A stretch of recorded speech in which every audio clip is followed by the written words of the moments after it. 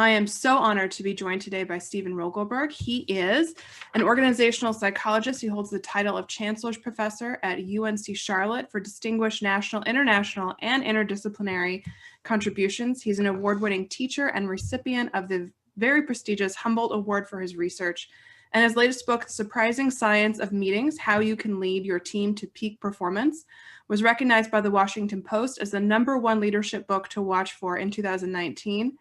And by Business Insider as the top 14 books everyone needs to be reading in 2019.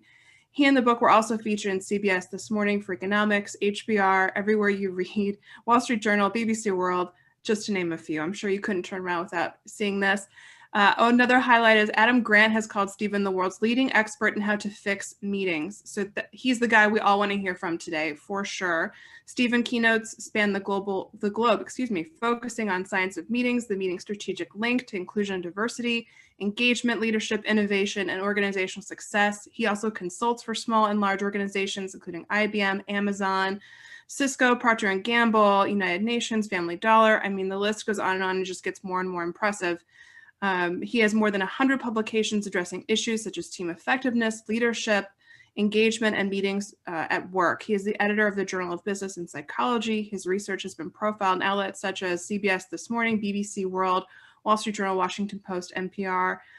You get it. I mean, this guy is everywhere. He is also the inaugural winner of the Society of Industrial and Organizational Psychology, or SIOP, as we IOs like to call it, humanitarian award, and he's the president-elect of that organization as well. And SIOP is gearing up right now. So this is a busy time of year for him. We're really happy to have him here with us.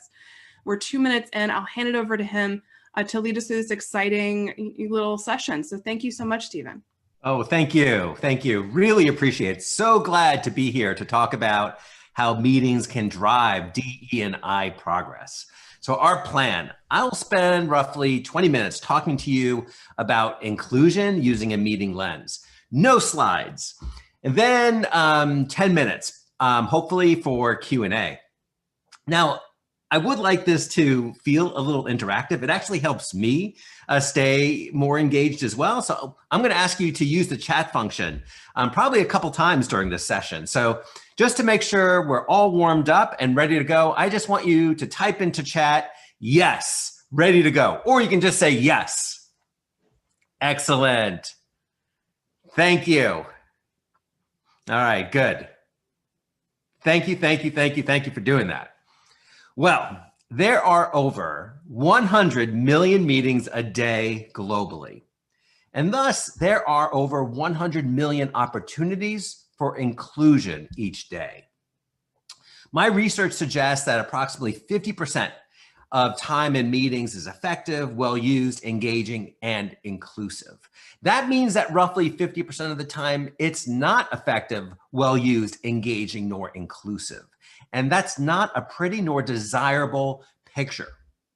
Doing meetings wrong has a tremendously negative impact on team success, innovation, creativity, and a negative effect on individuals in terms of frustration, fatigue, and of great relevance here, feelings of being marginalized. Further, it can result in meeting recovery syndrome, which is where when we have a bad meeting, one where we felt excluded, it sticks with us. We ruminate. In fact, we lose additional time and productivity mentally recovering from a meeting that was poorly run and not inclusive. But there is an evidence-based path forward for improving our meetings and making them more inclusive. I've been doing research on meetings for over 20 years, and we can make these things better, and we must. In fact, it can easily be argued that making meetings better is one of the most direct paths to increased inclusion and realizing our diversity aspirations, as it is something that every single leader can do on a daily basis. So for the remainder of our time together, let's focus on meeting leadership, as meeting leadership is certainly the key to creating inclusive meetings. So I've interviewed hundreds of meeting attendees about meeting leadership, and the best meeting leaders appear to have something in common. They share a similar mindset where they recognize their role as a steward of others' time. And interestingly, leaders often adopt a stewardship mindset when the meeting is with important customers or bosses, because they would never want those key people to leave the meeting feeling not included, or leave the meeting saying that that was a waste of time. But stewardship is often disregarded when meeting with one's team or peers. Now, when you adopt a stewardship mindset, you become intentional with your meeting decisions and approaches from start to finish. Inclusion is not an afterthought, it's a forethought. Being intentional and making smart meeting choices around inclusion doesn't take much time at all. It can take a minute of time with practice. So I want to break these choices into pre-meeting decisions, during a meeting decisions, and end of meeting decisions. And they're all designed to help improve the quality of your meetings and with it, inclusion. Okay, sound good? In chat, give me a yes or no. That sounds terrible. Okay, good. Thank goodness that I'm not getting any no's, because that would put me into a bad spiral. Okay, wonderful. So pre-meeting. So much of meeting effectiveness and inclusion can actually be predicted based on the meeting design decisions made. So I have 4 tips for you. First and foremost, inclusion does not mean bigger meetings. Just the opposite. Larger meetings undermine inclusion as there is less airtime, more coordination issues, and even something called social loafing, where we don't engage as deeply the more anonymous we feel. Kind of is akin to hiding in a crowd.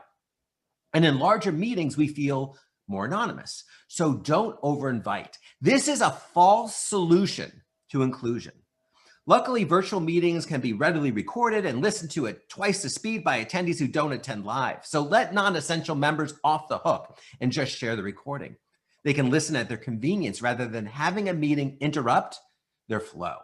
However, and this is a big however, our research shows that while employees often complain about meetings, they also get worried if they're not invited to a meeting.